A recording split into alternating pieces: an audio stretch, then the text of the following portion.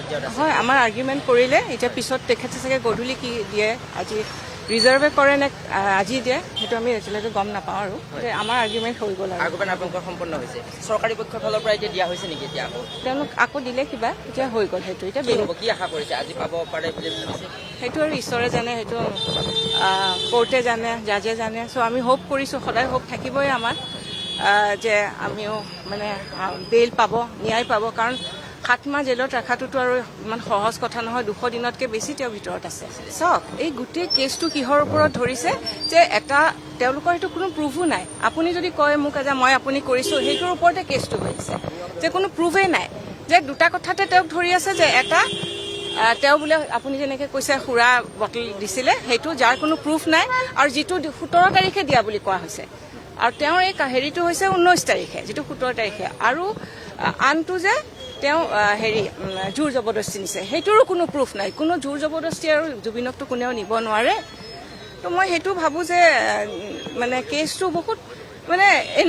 এনেকুৱা যে আপুনি কিবা কৈছে তেনেকুৱা ধৰণৰ কথাৰ ওপৰতহে বেছ হৈ আছে কোনো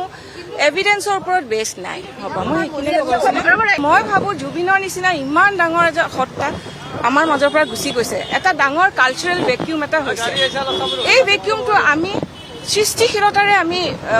হেৰি কৰিব লাগিছিল এই হিংসা এই খং এইটোৰে নহয় এই যে ইয়াক ফাঁচি দে ইয়াক মাৰ ইয়াক এইটো নহয়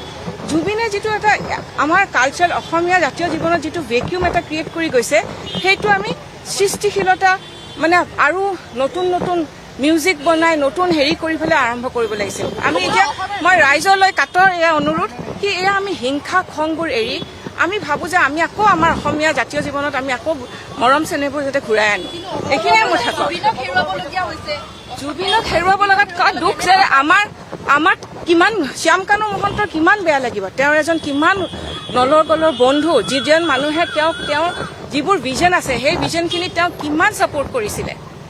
সেই ভিজনখিনিৰ ছাপোৰ্ট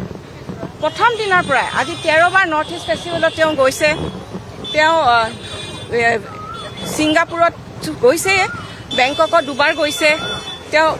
মুম্বাইত গৈছে আমি য'তে যেতিয়া কৰোঁ তেওঁৰ সদায় ছাপোৰ্ট তেওঁৰ এডভাইচ লৈয়ে কৰোঁ